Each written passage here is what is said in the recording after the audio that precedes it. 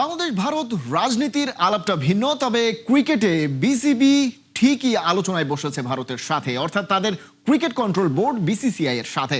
সেপ্টেম্বরে আসার কথা ছিল। টিম ইন্ডিয়ার সাদা বলের সিরিজ ঘিরে প্রস্তুতি আর টাইম স্লট সবই ছিল রেডি।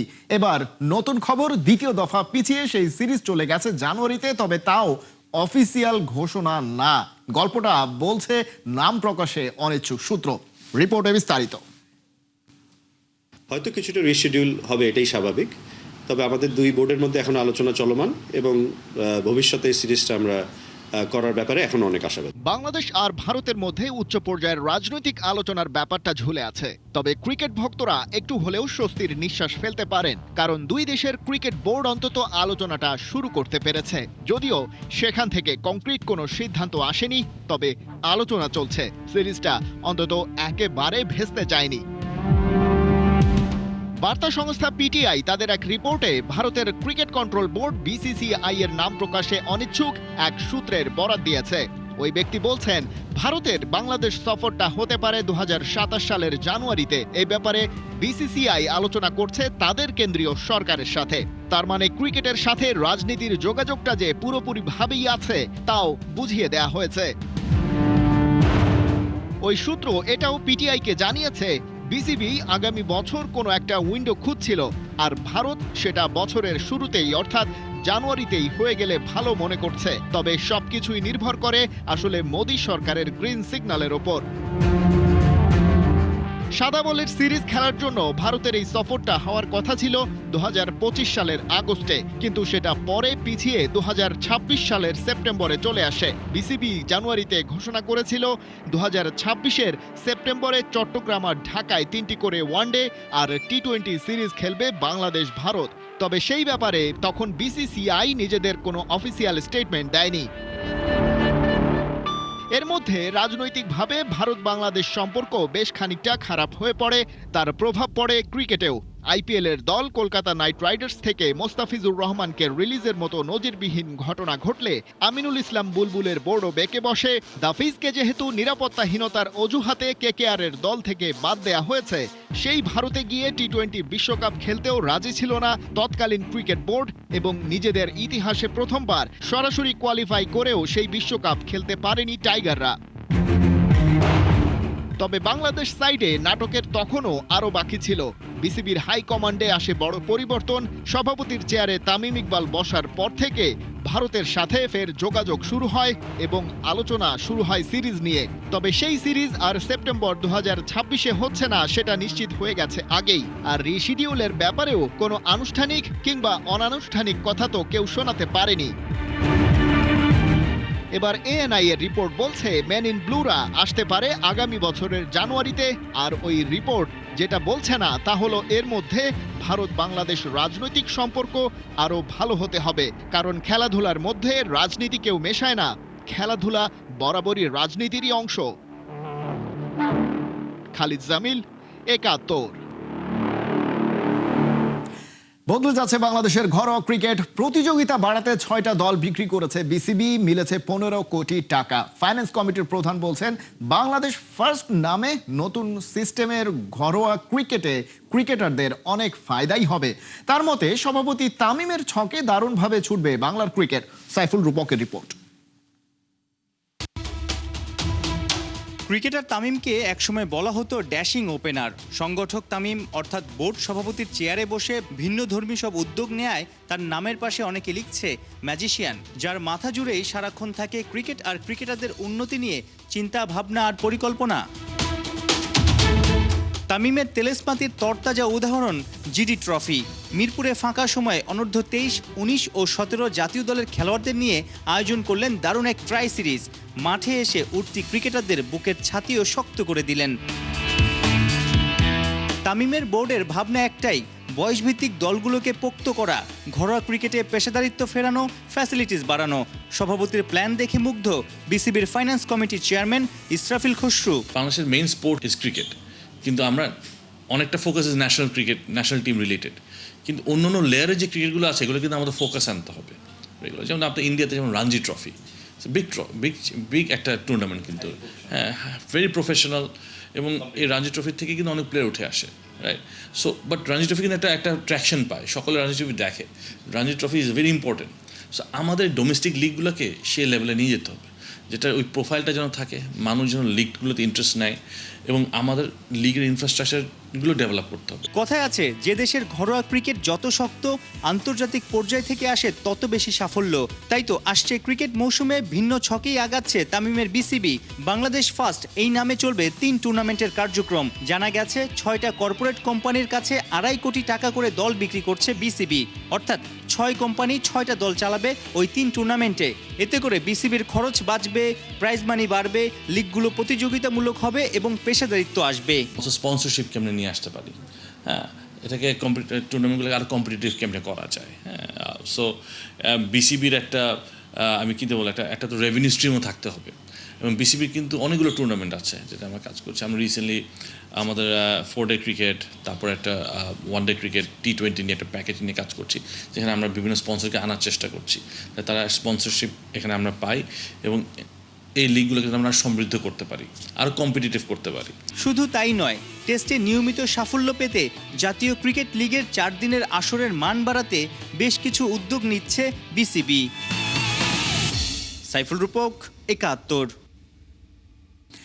টাকার জন্য থেমে গেল অনূর্ধ্ব-17 ফুটবলারদের স্বপ্ন। চরম আর্থিক সংকটে পড়েছে সাফ। নারী ও পুরুষ কোনো বিভাগেই অনূর্ধ্ব-17 পর্যায়ের খেলা আয়োজন করতে পারছে না তারা।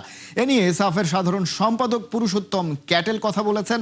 মার্কেটিং পার্টনার পরিবর্তন হওয়ার আর্থিক ঝামেলায় পড়েছেন বলছেন তারা, যদিও দ্রুতই এই সমস্যার সমাধান নিয়ে কাজ করছেন বলে জানান। 2023 সালে শেষবার সিনিয়র মেন্স সাফ চ্যাম্পিয়নশিপ মাঠে গড়িয়েছিল। এরপর এই টুর্নামেন্ট না হওয়ায় বড় ধরনের ক্ষতির মুখে পড়ে সাফ। আর্থিক সচ্ছলতা ফেরাতে সাফ চ্যাম্পিয়নশিপের দিকে তাকিয়ে আছে বলে জানান ক্যাটেল। বাংলাদেশে হতে যাওয়া এই টুর্নামেন্ট থেকে বড় ধরনের অ্যামাউন্ট পাবেন বলে জানিয়েছেন এই সাফের কর্তা।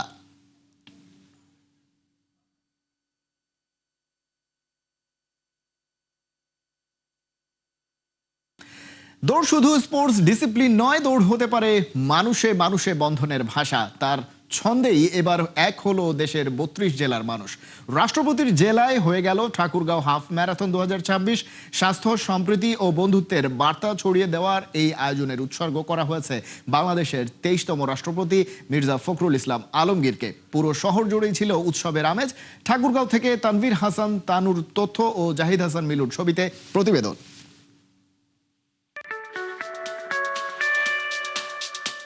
ভোরের আলো তখনও পুরোপুরি ফোটেনি। চারপাশ যখন অনেকটাই নীরব, ঠিক তখনই দৌড়বিদদের পদচারণা ঠাকুরগাঁয়ের আব্দুর রশিদ ডিগ্রি কলেজ প্রাঙ্গণে। কারো লক্ষ্য নিজের সেরাটা দেওয়া, কেউ এসেছেন স্রেফ মনের টানে, আবার কারো কাছে এই আয়োজন সুস্থ জীবন এবং মানুষের সঙ্গে মানুষের যোগাযোগের একটি উপলক্ষ। 32 জেলা থেকে আসা দৌড়বিদদের অংশগ্রহণে শুরু হয় ঠাকুরগাঁও হাফ ম্যারাথন 2026।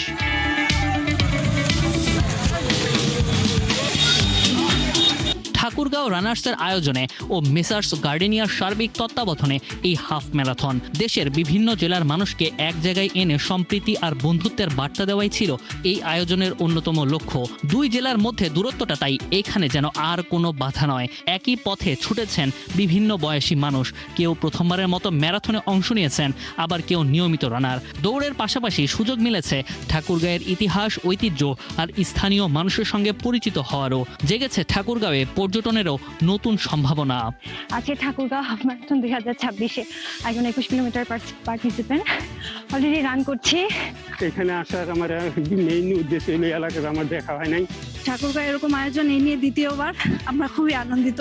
সবার সামনে চলে গেছে, যদিও আমি পিছনে, তারপরে ভালো, অনেক ভালো ছিল।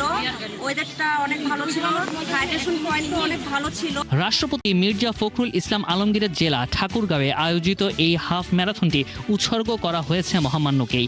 আয়োজকরা বলেছেন, ঠাকুরগাঁয়ের সন্তান হিসাবে দেশের সর্বোচ্চ সাংবিধানিক পদে বসায় তাকে সম্মান জানাতেই এই উদ্যোগ।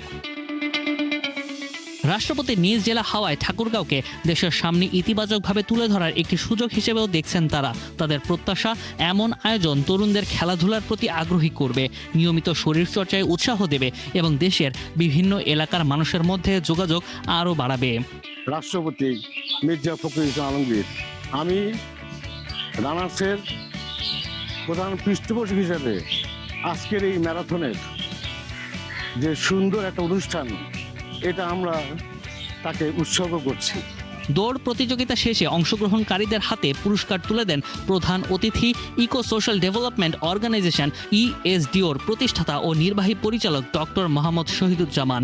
ম্যারাথন দৌড় একটু দেরিতে হলেও একদম শেষ হয় বটে, তবে দৌড়বিদদের মাঝে রেখে যায় সুস্থতা, সম্প্রীতি আর বন্ধুত্বের এক নতুন বার্তা। তারুণ্যদীপ্ত শক্তিশালী নাগরিক গড়ে তোলার জন্য এই আয়োজনটি যারা করেছেন তারা এই অঞ্চলে এটি একটি মাইল ফলক হিসেবে কাজ করবে এবং আমরা আশা করি এটি দীর্ঘকাল এই একইভাবে পরিচালিত হবে। মুনিম শাহরিয়ার, ৭১। বিশ্ব চ্যাম্পিয়ন ব্রাজিলের পর এবার আরেক ওয়ার্ল্ড কাপ জয়ী দেশ উরুগুয়ের বিপক্ষে খেলতে যাচ্ছে ভারত। সেপ্টেম্বর অক্টোবরে ফিফা উইন্ডোতে 3টা বিশ্বকাপ খেলা দেশকে মোকাবেলা করবে দ্য ব্লু টাইগাররা। 6 অক্টোবর কলকাতার সল্ট লেক স্টেডিয়ামে লড়বে প্রথম ফিফা বিশ্বকাপ আয়োজক উরুগুয়ের বিপক্ষে। হাসান সজীবের রিপোর্টে বিস্তারিত। না, কখনো বিশ্বকাপের মূল পর্বে খেলেনি ভারত, কিন্তু তাদের সেপ্টেম্বর অক্টোবর উইন্ডোর ব্যস্ততা দেখে কি সেটা বলার উপায় আছে? শুরুটা হয়েছিল 5 বারের বিশ্ব চ্যাম্পিয়ন ব্রাজিলকে দিয়ে। 3 অক্টোবর কলকাতার মাটিতে নতুন ইতিহাস গড়তে যাচ্ছে অল ইন্ডিয়া ফুটবল ফেডারেশন, যার জন্য তাদেরকে বিসর্জন দিতে হয়েছে ফিফা এশিয়ান কাপকেও। একটাই উদ্দেশ্য, সেলেসাওদের বিপক্ষে প্রীতি ম্যাচ আয়োজন। ফিফা এশিয়ান কাপের ক্ষতি পুষিয়ে নিতে শোনা যাচ্ছিল কেপ ভার্দে, ইরানের মতো বিশ্বকাপে খেলা দেশগুলোকে আমন্ত্রণ জানাবে ভারত, কিন্তু তাদের না পেলেও পানামা ও উরুগুয়ের বিপক্ষে খেলা নিশ্চিত করেছে তারা। 26 সেপ্টেম্বর বেঙ্গালুরুতে ফিফা র্যাঙ্কিং এর 44 নম্বরে থাকা পানামা আর 6 অক্টোবর কলকাতার মাটিতে 2 বারের বিশ্বকাপ জয়ী উরুগুয়ের বিপক্ষে মাঠে নামবে র্যাঙ্কিং এর 138তম দল ভারত। আর এর আগে 3 অক্টোবর তো র্যাঙ্কিং এর 5 নম্বর ব্রাজিল আছেই। বাংলাদেশ যখন ব্রাজিলের বিপক্ষে খেলার অফার পেয়েও স্পন্সর জোগাতে হিমশিম খাচ্ছে, তখন বিশ্বকাপে খেলা দলগুলোর বিপক্ষে নিজেদের ব্যস্ত সূচি ঠিক করে ফেলেছে পাশের দেশ ভারত। একই উইন্ডোতে 3টা ফিফা র্যাঙ্কিং এর শক্তিশালী দেশের বিপক্ষে খেলা আয়োজন নিঃসন্দেহে কঠিন ব্যাপার। তবে ভারতীয় ফুটবল ফেডারেশন খেলোয়াড়দের শক্তি সামর্থ্য যাচাই করতে বদ্ধপরিকর। সেই সঙ্গে দীর্ঘদিনের অভিযোগ ছিল কম ম্যাচ খেলা এবং বড় প্রতিপক্ষ না পাওয়া, সেটা কিছুটা হলেও এবার দূর হবে। তবে সবচেয়ে বড় ব্যাপার, এশিয়ান কাপে খেলতে না পারার আক্ষেপকে ভিন্নভাবে পুষিয়ে নেওয়ার চেষ্টা।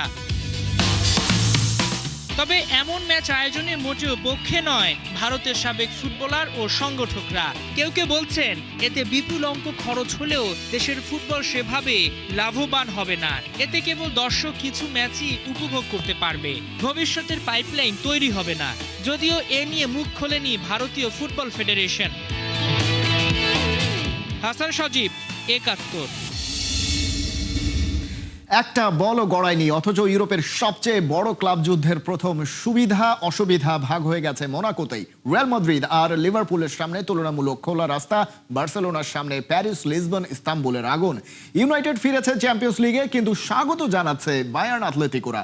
2026-27 চ্যাম্পিয়ন্স লিগের ড্রয়ে তাই শুধু ম্যাচ নয়, তৈরি হয়েছে ভাগ্যের দুই মেরু। কারা জিতলো ড্রয়ের রাত, কারা পড়লো বিপদে, জানাচ্ছেন জুবায়ের নূর। গত মৌসুমে 8 ম্যাচের 8টি জিতেছিল আর্সেনাল, লিগ পর্বের একমাত্র শতভাগ দল। আর পিএসজি একাদশ, অর্থাৎ সরাসরি শেষ 16তেও জায়গা হয়নি। অথচ মে মাসে ট্রফি উঠলো প্যারিসের হাতেই। ফাইনাল সেই আর্সেনালকে টাই ব্রেকারে হারিয়ে। চ্যাম্পিয়ন্স লিগটাই ড্রয়ের দিনেই ভবিষ্যৎ লিখে দেয় না, কিন্তু নকআউটে পৌঁছাতে কার শরীর থেকে কতটা ঘাম আর রক্ত ঝরাবে তার প্রথম হিসাবটা ঠিকই লিখে দেয়। ড্রয়ের বিজয়ী আর পরাজিততাই ভবিষ্যৎ চ্যাম্পিয়ন আর ব্যর্থ দল নয়। এটি আসলে কার ভুল করার জায়গা বেশি, কার কম, সেই হিসাব। আর সেই হিসাবেই এবার বার্সেলোনার ম্যাপে 4টি অ্যাওয়ে শহরের 3টি যেন লাল সতর্ক সংকেত। Paris, Lisbon, Istanbul. প্যারিসের টানা 2 বার ইউরোপ সেরা পিএসজি, লিসবনে সেই স্পোর্টিং যারা গত মৌসুমে পিএসজিকে হারিয়ে পড়ে কোয়ার্টার ফাইনাল খেলেছে, ইস্তাম্বুলে গালাতাসারায় যাদের মাঠে হেরেছিল লিভারপুল, জিততে পারেনি আতলেতিকো মাদ্রিদও।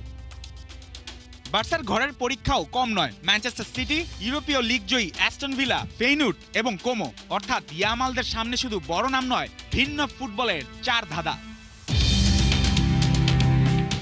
ড্রয়ে উল্টো ছবি রিয়াল মাদ্রিদের। হোসে মরিনিওর দল ঘরে ইন্টার, পিএসভি, লাইপজিগ ও লাস্ক, বাইরে আর্সেনাল, রোমা, শাখতার ও এইকে অ্যাথেন্স। 8 ম্যাচে নেই PSG, Bayern, Barca, Manchester city কিংবা লিভারপুল। সবচেয়ে কঠিন রাত এমিরেটসে, আর সেখানেই পুরনো ক্ষত চ্যাম্পিয়ন্স লিগে আর্সেনালকে এখনো হারাতে পারেনি রিয়াল। 2024-25 কোয়ার্টার ফাইনালেও বিদায় নিয়েছিল গানারদের কাছেই। তবে একটি দানবীয় পরীক্ষার বাইরে 15 বারের তুলনামূলক পরিষ্কার। লিভারপুলও যেন ড্র থেকে 1 গোল নিয়ে ফিরেছে। আতলেতিকো, পোর্তো, ভিয়ারিয়াল ও লস আসবে অ্যানফিল্ডে। বাইরে ইন্টার, ক্লাব ব্রুগা, ফেরেনবাখচে ও লাস। স্পট 1-এ রিয়াল, বায়ার্ন, বার্সা, পিএসজি কিংবা সিটি কাউকেই পায়নি তারা। বায়ার্নের সূচিতেও বড় নাম আর্সেনাল ঘরে, আতলেতিকো ও ম্যানচেস্টার ইউনাইটেড বাইরে। বাকি 5 প্রতিপক্ষ বেতিস, বোদোগ্লিম, স্লাভিয়া প্রাগ, লিলে ও ভাইকিং। গত মৌসুমে ফাইনালের 1 ধাপ আগে পিএসজির কাছে 6-5 এগ্রিগেটে থামা ভিনসেন্ট কোম্পানির দলের জন্য তাই টপ 8-এর প্রত্যাশা নয়, প্রায় দায়িত্ব। আতলেতিকোর ক্যালেন্ডার আরও কাটায় ভরা। ঘরে বায়ার্ন ও ইউনাইটেড, বাইরে লিভারপুল। গত মৌসুমে আবার বোদোগ্লিমটের কাছেও নিজেদের মাঠে হেরেছিল সিমিওনের দল। পিএসভি, স্টুটগার্ট, ফেরেনবাখচেও এমন প্রতিপক্ষ যাদের বিপক্ষে একটি খারাপ রাত মুহূর্তেই টপ 8-এর হিসাবকে প্লেঅফের অঙ্কে নামিয়ে দিতে পারে। আর 2 মৌসুম পর চ্যাম্পিয়ন্স লিগে ফেরা ম্যানচেস্টার ইউনাইটেডকে স্বাগত জানাচ্ছে বায়ার্ন। সঙ্গে রোমো, লাইপজিগ, বাইরে আতলেতিকো, স্পোর্টিং, ভিয়ারিয়াল ও কোমো। মাইকেল ক্যারিকের ইউনাইটেডের জন্য ইউরোপে ফেরাটাই উৎসবের চেয়ে বেশি পরিচয় পুনর্গঠনের পরীক্ষা। সবচেয়ে বড় ইতিহাস অবশ্য পিএসজির সামনে। 2025 ও 2026 টানা 2 শিরোপার পর লুই এনরিকের দল এবারও চাইছে চ্যাম্পিয়ন্স লিগ যুগে 2016 থেকে 2018 রিয়ালের পর প্রথম টানা 3। কিন্তু Barca, Manchester City, Roma, Aston Villa আর গালাতাসারাই বলছে মুকুট রক্ষা করতে এবারও কোনো শর্টকাট নেই। জুবাইর নূর, 71। ভারতের বিপক্ষে কলম্বো টেস্টে সোনাল দিনুশা শুধু একটি ম্যাচই বাঁচাননি, জানান দিয়েছেন অনেক কিছু। শরীর যখন ক্লান্তিতে নুয়ে পড়ছিল তখন তার ব্যাট কথা বলছিল। এই ইস্পাত কঠিন মনোবল একদিনে তৈরি হয়নি। স্কুল ক্রিকেট থেকে শুরু করে অস্ট্রেলিয়ার বাউন্সি উইকেট, প্রতিটা চ্যালেঞ্জকে জবাব দিয়েছেন কঠোর পরিশ্রম আর মানসিক শক্তি দিয়ে। লঙ্কান ক্রিকেটের নতুন তারা সোনাল দিনুশার গল্পই জানবো মঈন হাসানের রিপোর্টে। কলম্বো টেস্টের 5ম দিনের বিকেল। প্রচন্ড গরমে শরীর প্রায় ভেঙে পড়েছে সোনাল দিনুশার। পায়ে টান ধরছে, হ্যামস্ট্রিং শক্ত হয়ে যাচ্ছে। বারবার মাঠে ছুটে আসছেন ফিজিও। নন স্ট্রাইকের প্রান্তে কখনো হাঁটু গেড়ে বসছেন, কখনো ব্যাটে ভর দিয়ে দাঁড়িয়ে থাকছেন। 2025 সালে অস্ট্রেলিয়ার ডারউইনে শ্রীলঙ্কা এ দলের সফর। প্রথমবারের মতো অস্ট্রেলিয়ার মাটিতে ব্যাট করছেন দিনুশা। সামনে 6 ফুটেরও বেশি উচ্চতার পেসাররা একের পর এক বাউন্সার ছুড়ে তাকে পরীক্ষা নিচ্ছেন। অনেকে এই পরিস্থিতিতে আত্মবিশ্বাস হারিয়ে ফেলে, কিন্তু 5 ফুট 6 উচ্চতার দিনুশা কি করেছিলেন জানেন? সেশন বিরতিতে তিনি ড্রেসিং রুমে গিয়ে অভিযোগ করেননি, ভাগ্যকে দোষ দেননি, বরং কোচদের সঙ্গে বসে সমস্যার কারণ খুঁজেছেন। এরপর নেটে গিয়ে একই ধরনের শর্ট বলের বিরুদ্ধে প্র্যাকটিস করেছেন। এর পরের ফলাফল ওই সফরের প্রথম ম্যাচে 105, পরের ম্যাচে করেন 88 রান। শ্রীলঙ্কার স্কুল ক্রিকেটের ভিত্তি খুবই শক্ত। কলম্বোর ডি লা সাল কলেজে ক্রিকেট শেখা ছেলেটি ভর্তি হয়েছিলেন মহানামা কলেজে। বয়স তখন কম, কিন্তু স্বপ্নটা বড়। কোচ সোনাল দুলশানের স্মৃতিতে বিশেষভাবে জায়গা করে আছে 2020 সালের একটি ম্যাচ। অনূর্ধ্ব 19 ডিভিশন 1 টুর্নামেন্টে রিসমন্ড কলেজের বিপক্ষে দিনুশা 227 বলে অপরাজিত 159 রান করেছিলেন। সেদিন দল মাত্র 20 রানেই 3 উইকেট হারিয়ে বসেছিল। ঠিক তখন ক্রিজে নেমেই দিনুশা ওই কাণ্ড করেন। কলম্বো টেস্ট ড্র হয়েছে, পুরোপুরিভাবে ভারতের জয় ছিনিয়ে নেওয়া গেছে, আর সেখানে সবচেয়ে বড় নায়ক সোনাল দিনুশা। ম্যাচ শেষে ভারতীয় কাপ্তান শুভমান গিল বলছিলেন দিনুশা তাদের অর্ধেক সুযোগও দেয়নি। এই টেস্টের প্রথম 4 দিনে উত্তেজনার কমতি ছিল না। প্রথম ইনিংসে শ্রীলঙ্কার অনেক ব্যাটারি সহজে উইকেট ছুড়ে দিয়েছিলেন, কিন্তু দিনুশা ছিলেন ব্যতিক্রম। 162 বলে 103 রান করে শেষ পর্যন্ত আউট হন। যখন নন স্ট্রাইকে ছিলেন 11 নম্বর ব্যাটার, তখন থেকেই ভারত তার উপর ঝাঁপিয়ে পড়েছিল বর্ষার উত্তাল ঢেউয়ের মতো। দিনুশা চতুর্থ দিন শেষ করেছিলেন ৩৭ বলে মাত্র ৭ রান করে। পঞ্চম দিনের শুরুতে ভারতের হাতে ছিল দ্বিতীয় নতুন বল, কিন্তু এদিন দিনুশা ছিলেন অন্য মেজাজে। প্রসিদ্ধ কৃষ্ণা ও মোহাম্মদ সিরাজের দ্রুতগতির সব বল সামলেছেন ধৈর্যের সাথে। সুযোগ পেলে রান নিয়েছেন, ভালো বল ছেড়েছেন, প্রয়োজন হলে পুল করেছেন। আর তার পাশে দাঁড়িয়েছিলেন ৯ নম্বর ব্যাটার কেশারা নুয়ান্থা। দুজনে মিলে ৪০ ওভার ২ বল ব্যাট করে ১১২ রানের জুটি গড়েন। নুয়ান্থা করেন ৪৬ রান, খেলেন ১৫০ বল। সময়ের সঙ্গে সঙ্গে ভারতের আক্রমণ ক্লান্ত হয়ে পড়ে, আর তখন দিনুশা শুধু টিকে ছিলেন না, ম্যাচের নিয়ন্ত্রণও নিজের হাতে তুলে নিয়েছিলেন। সিরিজের তৃতীয় সেঞ্চুরি পূর্ণ করার পর প্রথমবারের মতো হাসলেন তিনি। গ্যালারিতে বসে তার মা চোখের জল মুছছেন। ড্র নিশ্চিত হওয়ার পর স্টাম্প মাইকে শোনা গেল দিনুশার কণ্ঠ। সতীর্থ লাহিরু কুমারাকে বলছেন, এখন ওদের মুখগুলো দেখো। দিনুশা এদিন শুধু শ্রীলঙ্কার ম্যাচ বাঁচিয়ে দেননি, লঙ্কানদের সেই ক্লাসিক যুগের একটা গ্লিমস দেখিয়েছেন চোখের সামনে। যখন কুমার সাঙ্গাকারা, মাহেলা জয়বর্ধনেরা ঘন্টার পর ঘন্টা ক্রিজে পড়ে থাকতেন। ভারতের বিপক্ষে ২ টেস্টে সোনাল দিনুশার পারফরমেন্সটা দেখুন। গলে ১৮৪ রানের ইনিংস, কলম্বোতে ১০৩ ও ১৩৩ রানের অপরাজিত ইনিংস। আপনি বলতেই পারেন, another star is making in Lanka. Moin Hasan, ৭১। এই ছিল এখনকার খেলাযোগে। সরাসরি সংবাদ আর অনুষ্ঠান দেখতে চোখ রাখুন ৭১-এর ফেসবুক পেজে এবং সাবস্ক্রাইব করুন ৭১-এর ইউটিউব চ্যানেল। ৭১-এর সাথেই থাকুন।